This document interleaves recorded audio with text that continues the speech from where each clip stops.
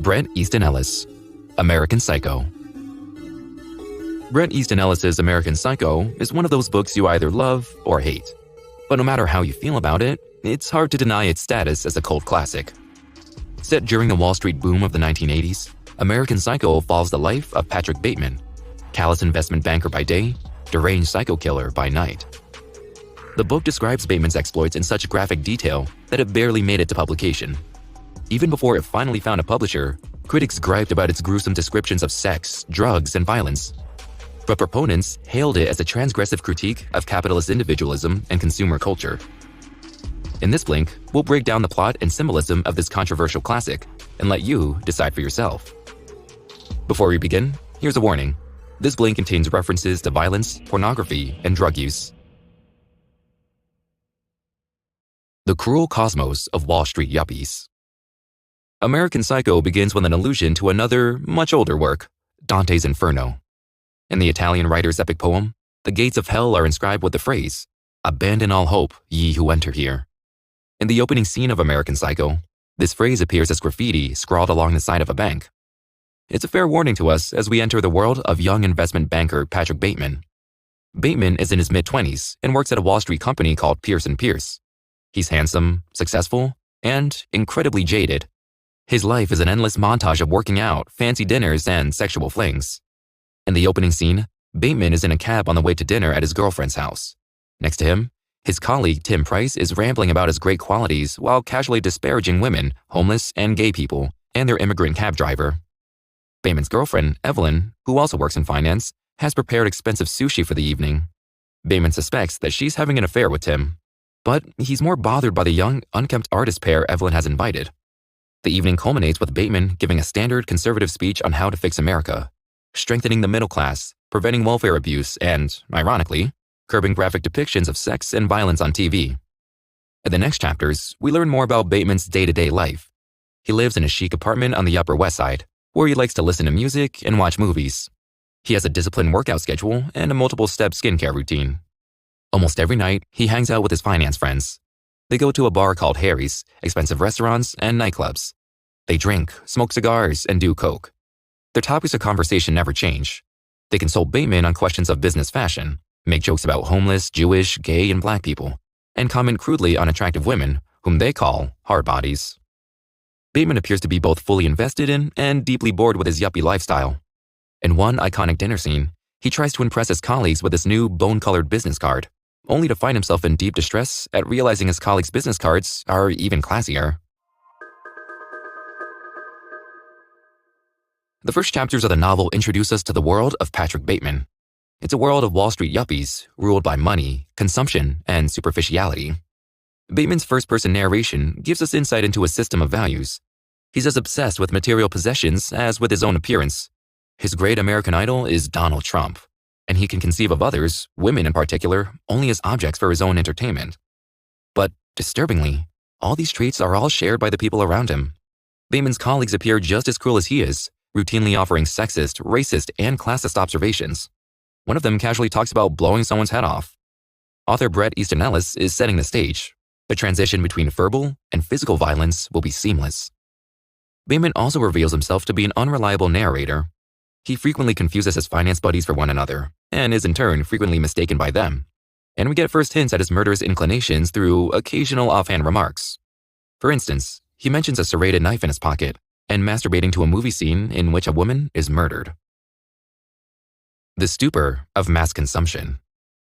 In a foreboding scene, Bateman is at the dry cleaners, complaining about a bloody shirt that has been returned to him not completely cleaned. The Chinese woman at the counter barely understands him, which catapults him into a fit of rage.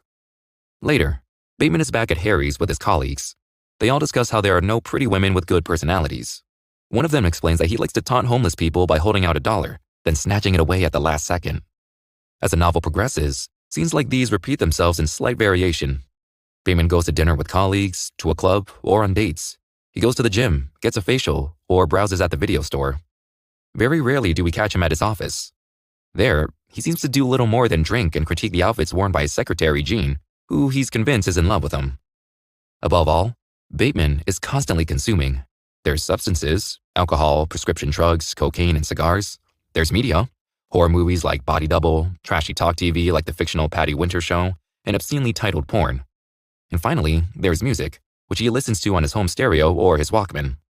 The story is interrupted 3 times with Bateman's lengthy analyses of the discographies of Genesis, Whitney Houston, and Huey Lewis and the News. Bateman also consumes women. His relationship with Evelyn is largely sexless, so he frequently goes on dates with mistresses. He treats them with utter disrespect. For example, he shamelessly lies to one of them about having reservations at a fancy restaurant called Dorsia. He's also dating Courtney, the fiancée of his much-abhorred colleague, Louise Caruthers. After a party where Courtney tells him Louis might be onto them, he approaches a homeless man on the street. He offers him help at first, but then starts berating him, telling him that he has a bad attitude. Finally, he pulls out a knife and brutally stabs the man, then breaks his dog's legs and walks away. Later in the book, a college student stops Bateman in the street and asks him to name the saddest song he knows.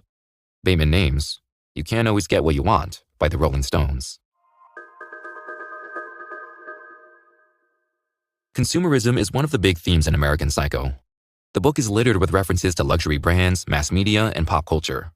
For instance, Bateman constantly gives detailed descriptions of the brands of clothes people are wearing. Gucci, Brooke Brothers, Oliver Peoples, and endlessly talks about the expensive tech he owns, from state-of-the-art Bowers & Wilkins speakers to a Toshiba VCR. In one telling scene, he's literally drooling over a red Lamborghini. It's a comment on the mindless overconsumption that defines capitalist American culture, and Bateman's yuppie bubble in particular. Bateman asserts his class status through his expensive taste, but also uses a constant stream of media to numb himself. As a consequence, violence has become just another avenue of entertainment for him. But not even that evokes any real pleasure in him anymore. After he stabs the homeless man, he reports immediately feeling bored and tired. He's in a state some philosophers have called depressive hedonia. The overstimulation that defines his life of excess leaves him deeply understimulated. Everyone talks, but no one listens. One of the great puzzles at the heart of American Psycho is that Bateman frequently shares his murder fantasies with people around him. Sometimes, he even outright admits to his crimes in front of others. Yet, no one seems to listen or care. During his facial, he tells his cosmetologist Helga about his perverted fantasies regarding blood transfusions, but she's too busy cleaning his pores to hear him. At lunch, he tells a Price & Price colleague that he likes to murder people, but the colleague keeps droning on about the Japanese takeover of the US. Over dinner, he tells Evelyn about 2 black children he killed, but she's distracted by a woman she mistakes for Ivana Trump.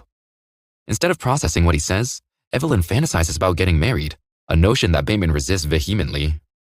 Their relationship in particular seems like a hollow performance that has little to do with mutual understanding. In a rare moment of romantic adventure, Bateman convinces Evelyn to skip her own Christmas party to go to a club, but Evelyn keeps worrying about the quality of the Waldorf salad she served. And at the club, Bateman gets in a fight with another couple, which leads Evelyn to storm off. Meanwhile, Bateman's exploits are growing more frequent and more violent. After observing a pride parade, he tortures a small dog to death. And over the supposed threat of Japanese investors, he kills an Asian delivery boy. He also tries to murder his colleague Louise Caruthers in a club bathroom. Unfortunately, Louise mistakes a strangulation attempt for a come-on and starts kissing Bateman's hand. Horrified, Bateman flees the scene. He takes revenge later that night by brutally killing a gay man and his dog. He then picks up a sex worker and an escort, makes them have sex with each other, and abuses them with a coat hanger. Finally, he takes revenge on his work rival, Paul Owens. After a dinner at which Bateman tells Paul that he likes to dissect girls, he takes Paul back home to his apartment. Paul notices too late that the floor is already covered with old newspapers. Bateman, wearing a see-through raincoat, lunges at him with an axe.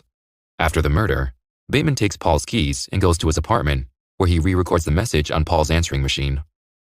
But there's also a rare moment in which Bateman shows pity. After taking home a model from a club, he suddenly instructs her to leave because he's afraid he'll hurt her. His mercy, however, is just as arbitrary as his violence.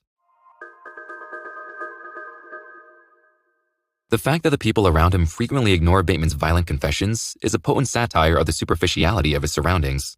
There's constant conversation throughout the book, about fashion, dinner reservations, and different brands of bottled water, for instance. But no one is really saying much, let alone listening to each other. Their absent-mindedness is both cause and symptom of a lifestyle that offers no deep meaning or real connection. Evelyn is a prime example of this. She routinely overhears or misinterprets what Bateman is saying, and is completely wrapped up in her own agenda of status and marriage. At one dinner, Bateman even attempts to break up with her, but Evelyn tells him that they should just avoid the issue. And Bateman is guilty of not listening too. He constantly zones out when other people talk to him. He's always distracted, thinking about his last or his next murder, pondering life or humming songs, such as Mick Jagger's Just Another Night. Breaking from reality. Between all the assaults and murders, Bateman begins having serious psychotic breaks. He stumbles aimlessly throughout the city, drugged out, sweat-drenched, and delirious. These episodes are marked by chapters that start and end mid-sentence. Bateman spends most of the summer in this state of stupor. His mask of sanity is slipping, and his murderous instincts are out of control. He meets up with an old girlfriend, Bethany, and is uncharacteristically nervous during their date. When she tells him that she's dating the chef of Dorsia, he gets extremely upset. After the meal, he convinces Bethany to come up to his apartment, where he assaults her with a nail gun. He tortures her all night before she finally dies. A little later, a detective visits Bateman at the office and inquires about Paul Owen. Bateman is able to shake him off with relative ease. He tells him that Paul was a Yale type of guy, which is supposed to mean that he was gay and did lots of drugs. Bateman's attempted murder of Louise also has consequences. He runs into Louise twice afterwards. Both times, Louise confesses his love for him. Bateman furiously shakes him off. In what may be an attempt to reclaim his sanity, Bateman invites his secretary Jean out for dinner. After they get kicked out of Dorsia for taking someone else's reservation, Jean invites Bateman up to her apartment. But Bateman feels a tingle of actual romantic feeling that scares him, and he declines. Bateman also spends some time in the Hamptons with Evelyn, during which he tries to improve his mental health. He ends up eating sand, microwaving a jellyfish, and killing the puppy he had just bought her. By this time, Bateman hardly shows up at work anymore. He invites Christy, the sex worker he had previously assaulted, and Elizabeth, another acquaintance, over to his place. Again, he makes the girls have sex, but this time, he murders them both. He then stabs a small child at a zoo, maims 2 more girls in his apartment, and uses a rat to torture a 3rd one to death. When he tries to make meatloaf out of one of his victims, he suddenly finds that he can't stop crying. He dissociates and sobs about how he just wants to be loved and how these are terrible times. Toward the end of the book, Bateman's bloodlust spirals out of control. He's in deep existential pain that no amount of sex, violence, or drugs can appease. Paradoxically, as his murders and methods of torture get more extreme, he also seems to be growing more self-aware. He feels himself turning into something increasingly inhuman, but he's also showing some rare insight and emotion. For instance, he finds himself overwhelmed by the shallowness of his life and curses the principles, distinctions, choices, morals, compromises that define it. Thoughts like these offer some of the most straightforward indictments of the greed, alienation, and violence that capitalist culture begets. Despite the increasingly disturbing murders, we get a glimpse of Bateman as a broken man, a victim of circumstance, who's simply looking for a way out of his pain. Bateman's eternal punishment. By November, Bateman's flat reeks of decay. He has more and more breaks from reality, and now sometimes talks about himself in the 3rd person. One night, he shoots a young saxophone player in the street, and the police start chasing him. He ends up in a full-blown shootout with them. Improbably, one of his bullets hits the gas tank of the police car, and it explodes. Bateman flees back to his apartment. He calls a random colleague, Harold Carnes, and leaves a message on Carnes' answering machine. He confesses to everything, 50 to 100 murders by his own estimate, and ends with the admission that he's a pretty sick guy. But somehow, the retribution won't come. In the following days, Bateman is in bed again with Courtney. He's on a date with his new mistress. He's out at the bar with his boys. He even visits his mother, who's in the hospital. Heavily sedated, she tells him that he looks unhappy. By now, Bateman is literally begging to be found out. He begins asking colleagues if any corpses have been found at Paul Owen's apartment. When he visits the apartment one last time, he finds it completely cleaned out. He runs into a real estate agent holding a viewing of the place, who tells him to not make any trouble. Bateman finally confronts Harold Carnes at a club, asking what he thought of the message Bateman left him. Carnes said he found it hilarious. Bateman tries to convince him once more that he really is a serial killer, but Harold refuses to believe him. Bateman is as psychotic as ever. He sees messages on ATMs telling him to feed them stray cats. One day, Bateman gets in a cab. The cab driver insists that he knows him, and finally reveals that he saw him on a wanted poster downtown. He then pulls out a gun and strips Bateman of his watch and wallet. He then throws him out of his car and calls him a yuppie scumbag. In the final scene, Bateman is back at Harry's. As usual, the boys are asking for his fashion advice, but Bateman is distracted and confused. The final moment of the book highlights a sign over a door at the bar. It says, "This is not an exit." By the end of the book, Bateman has descended so deeply into madness that he wishes nothing more than to be set free from it. But his confessions once more fall on deaf ears. Bateman's punishment is that he has to keep living the life he's made for himself, a life of greed, superficial pleasures, and casual violence. His run-in with a cab driver poses the question outright. Is his life really so much better than the life of the lower-class people he despises?